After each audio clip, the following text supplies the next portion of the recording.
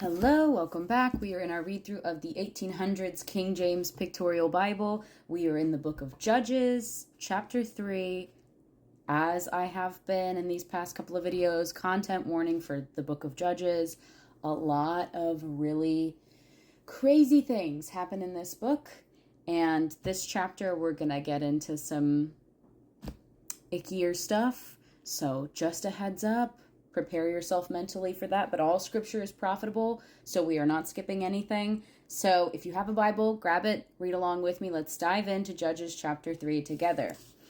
Now these are the nations which the Lord left to prove Israel by them, even as many of Israel as had known all the wars of Canaan, only that the generations of the children of Israel might know to teach them war. At the least, such as before knew nothing thereof, namely 5 lords of the Philistines, and all the Canaanites, and the Sidonians, and the Hivites that dwelt in Mount Lebanon, from Mount Baal Hermon unto the entering in of Hamath. And they were to prove Israel by them, to know whether they would hearken unto the commandments of the Lord, which he commanded their fathers by the hand of Moses. And the children of Israel dwelt among the Canaanites, Hittites, and Amorites, the Perizzites, Hivites, and Jebusites. And they took their daughters to be their wives, and gave their daughters to their sons, and served their gods.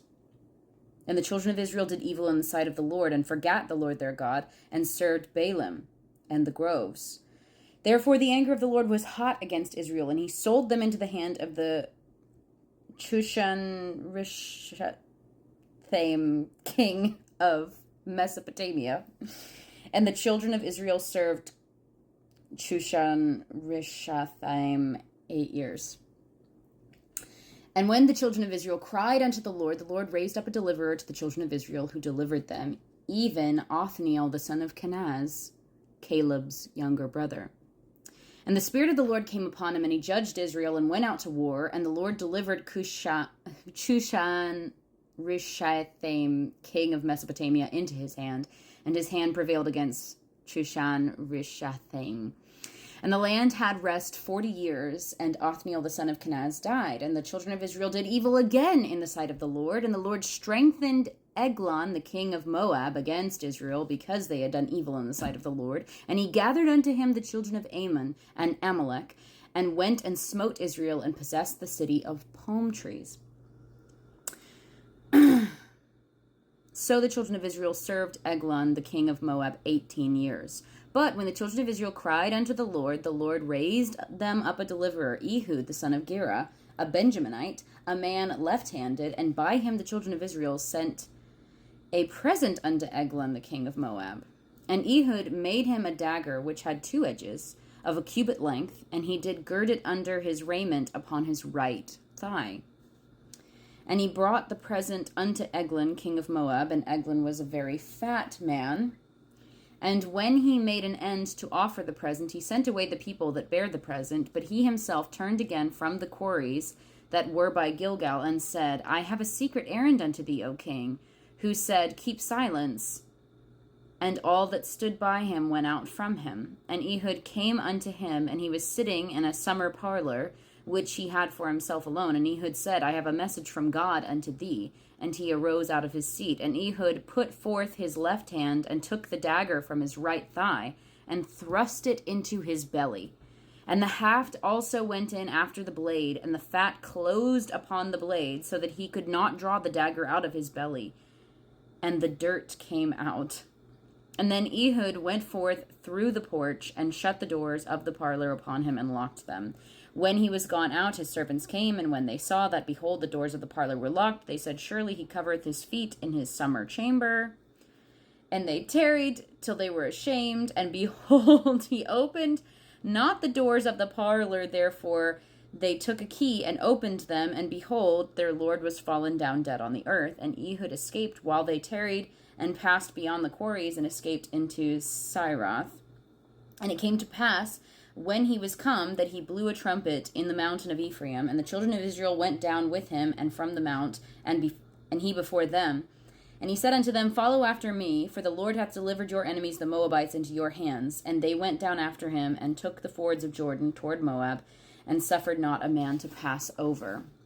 And they slew of Moab at that time about 10,000 men, all lusty, and all men of valor, and there escaped not a man. So Moab was subdued that day under the hand of Israel, and the land had rest 80 years.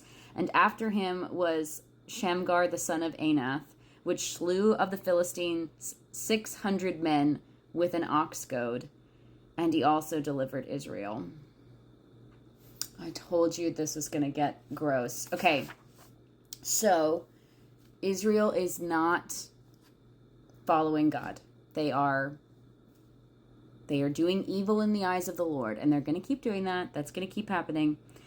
They keep wandering away, and then they say, "We're sorry, God," after God lets them be conquered or ruled by individuals, of these other nations that they didn't expel. They didn't listen to God and fully force them out. And so then these leaders rise up and rule over them.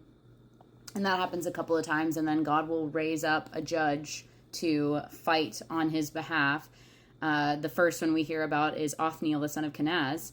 Notice he's related to Caleb, and we know Caleb is a tough guy because he went in and took down a bunch of the bad nations in Israel when he was 80 plus. He was like, "I'm old, but I'm ready to go. Let's throw hands." And we know that Caleb was a super mighty warrior, up there with Joshua, if not stronger than Joshua. So obviously this guy comes from a warring family, and he kind of delivers Israel for a while, and they have 40 years of rest, and then things go bad again, and we have another king show up. This passage, the old-timey wording was so old-timey. I am going to grab a regular Bible to compare, because the way that they talked about the fat king Ehud, I kind of need to hear it in modern language. So let's check on that. Okay, so in the old-timey pictorial King James Bible, it says, when he was gone out, his servants came, and when they saw that, behold, the doors of the parlor were locked, they said, "Surely he covereth his feet in his summer chamber." I was like, having read this before, let me read you what that is in NIV. Verse 24, after he had gone, the servants came and found the doors of the upper room locked. They said, "He must be relieving himself in the inner room of his house." They waited to the point of embarrassment. But when he did not open the doors of the room, they took a key and unlocked them, and then they saw their Lord fallen to the floor dead. So they, he's a big guy. They're like, "Oh, he's pooping. He's pooping, and we don't want to bother him, And they wait way too long, to the point of embarrassment.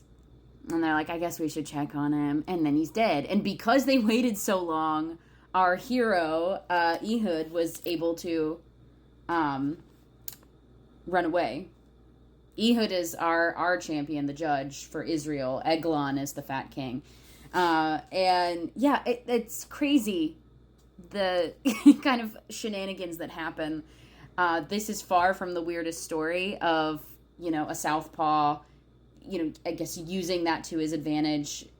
Supposedly him putting the dagger on the opposite thigh means they'd be less likely to catch that he had a weapon there, because they wouldn't think to look there, because almost everybody's right-handed. And so they would put it the other side. And then the fact that he stabbed him so hard that his body just took the dagger away. Yeah, that's a weird, crazy story. There are way crazier stories. We've already read about a donkey turning around and talking to his master and saying, "Stop whipping me." So, crazier things are going to happen. More disgusting things are going to happen. Just prepare yourself.